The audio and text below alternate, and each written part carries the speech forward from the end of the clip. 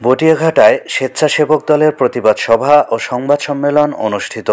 তথ্য ভিডিওচিত্রে খুলনা থেকে আমাদের খুলনা বিভাগীয় ব্যুরো প্রধান বরুণকান্তি মণ্ডল। বটিয়াঘাটা উপজেলা স্বেচ্ছাসেবক দলের নেতাকর্মীদের নামে চিহ্নিত সন্ত্রাসী, মাদক ব্যবসায়ী, হত্যাসহ একাধিক মামলার আসামি আওয়ামী লীগ নেতা আব্দুল গনি বিশ্বাস, তার পুত্র রবি বিশ্বাস, ছাত্রলীগ নেতা রাকিন বিশ্বাস, মণি বিশ্বাস ও একাধিক হত্যা মামলার আসামি নুরচরের মিথ্যা সংবাদ সম্মেলনের প্রতিবাদে গতকাল মঙ্গলবার বটিয়াঘাটা স্বেচ্ছাসেবক দলের আহ্বায়ক ব্রজেন ঢালী উপজেলা বিআরডিবি হলে এক সংবাদ সম্মেলনের আয়োজন করেন। সংবাদ সম্মেলনে লিখিত বক্তব্যে বলেন, আমাকে ও আমার সংগঠনের সদস্য সচিব মেহেদী আল আজাদকে জড়িয়ে খুলনা প্রেস ক্লাবে সংবাদ সম্মেলন করেন, যা সম্পূর্ণ মিথ্যা ও বানোয়াট। আমাদের সামাজিকভাবে হেয় প্রতিপন্ন করার জন্য খুলনায় এই সংবাদ সম্মেলন করে।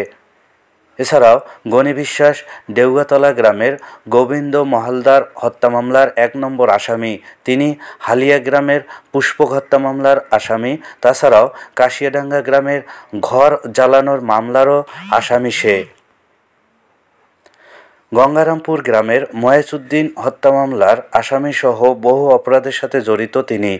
সংবাদ সম্মেলনে উপস্থিত ছিলেন মেহেদী আল আজাদ, হুমায়ুন কবির বাবু, আব্দুর রাজ্জাক, হায়াত আলী বিশ্বাস, আজিজুল ইসলাম, বাপ্পি খান, জাহিদুল ইসলাম প্রমুখ। অন্যদিকে উপরোক্ত ব্যক্তিদের বিরুদ্ধে আইনানুগ ব্যবস্থা গ্রহণের জন্য হাজার হাজার জনগণের উপস্থিতিতে মানববন্ধন, প্রতিবাদ সভা ও ঝাড়ু মিছিল উপজেলা সদরের বিভিন্ন সড়ক প্রদক্ষিণ শেষে উপজেলা মাঠে এসে শেষ হয়। আন্দোলনকারীরা প্রতিবাদ সমাবেশে অবিলম্বে গনি বিশ্বাসসহ তার সন্ত্রাসী বাহিনীদের গ্রেপ্তারের জোর দাবি জানান।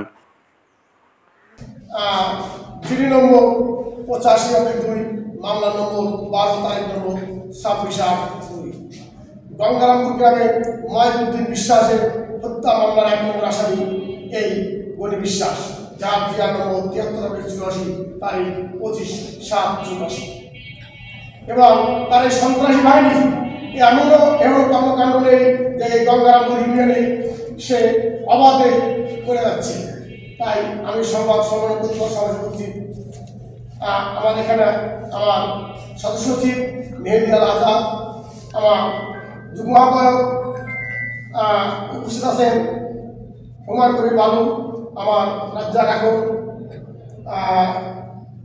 আজিজুল ইসলাম এবং জাহিদুল ইসলাম বাপ্পি, সবাই সহ আমি এখানে আপনাদের সবাইকে বলতে চাই, এই গনি বিশ্বাস এবং তার ছেলে রাকিন বিশ্বাস, রবি বিশ্বাস, মণি বিশ্বাস, এই সন্ত্রাসী বাহিনী আপনারা প্রশাসন এবং আপনাদের সংবাদের মাধ্যমে দেশবাসীকে জানাবেন, বটিয়াঘাটবাসীকে জানাবেন যে সন্ত্রাসের নির্মূলতা চাই।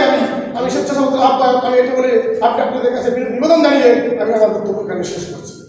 ধন্যবাদ।